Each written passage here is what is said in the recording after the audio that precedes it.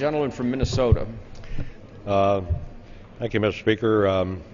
I yield myself such time as I may consume. The gentleman is recognized. Today is the last session before the August recess, and once again, the House will adjourn without finishing its work.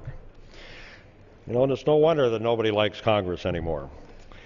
Members will now have to explain to their constituents why the House did not even try to consider a new 5-year farm bill. Frankly, we're in this position because the House leadership has refused to bring the 5-year farm bill to the floor. Working in a bipartisan tradition on the Agriculture Committee, Chairman Lucas and I have crafted a new 5-year farm bill, making many important and needed reforms, and I appreciate the efforts of the chairman in trying to enact a long-term policy, and I know that if he had his way, as he just said, we would have already passed a farm bill.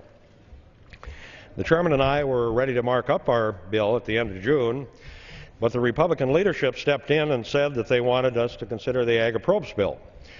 So we held off and for a couple of weeks, and then they didn't even bring the Ag-Appropriations bill to the floor.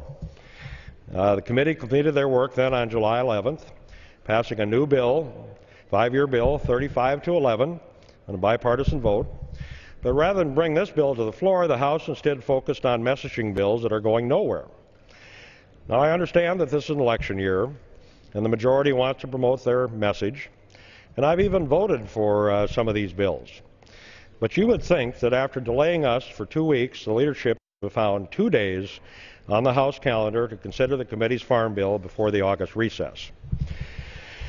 Instead of bringing up the 5-year farm bill, the Republican leadership last week put forth a 1-year farm bill extension, hoping to delay action until the next Congress, with hopes that for some people that they're going to dismantle the farm and food safety nets. Fortunately, under intense opposition from those in agriculture and others, the leadership had to pull the bill. So this brings us to today's consideration of H.R. 6233. This measure will provide some assistance to a few livestock producers affected by drought conditions across the country.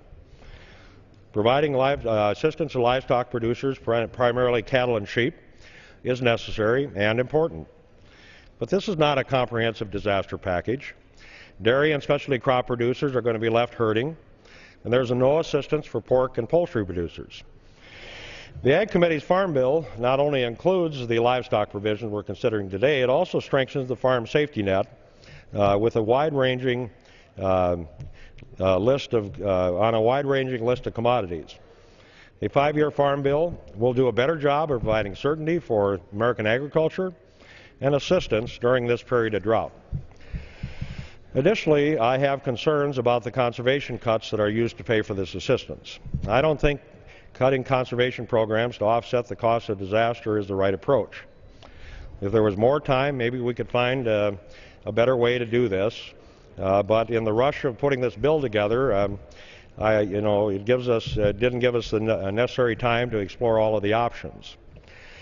This is yet another reason that I think bringing up a 5-year bill makes more sense. It's just mystifying to me why House leaders can't take yes for an answer. I mean, I don't know how many times I've heard from the other side complaints about the Senate not being able to get our bills passed. You know, we've passed a lot of bills, most of which I supported, that are over in the Senate. They never took them up. But now the Senate has passed a bill, and this may be the only time that we'll ever be able to get a farm bill through the Senate. You know, and they passed it on a bipartisan basis. We passed it on a bipartisan basis, and now the leadership doesn't want to bring it up. I don't understand it. The farm economy is the one part of the economy that's actually working, doing well. It's been solid for the last few years. This is due in part, I believe, to the strong farm bill that we passed in 2008. And weathering a natural disaster without the certainty of a 5-year bill could jeopardize one of the bright spots we have in this economy. So with all that said, I do recognize the effects the drought is having on our farmers, and I will vote in favor of H.R. 6233. However, this bill is a sad substitute for what is really needed, a long-term farm policy. So I'll continue to urge my colleagues to bring up the House Agriculture 5-year farm bill and to ensure that all producers will have necessary assistance during these times of disaster. And I reserve the balance of my time.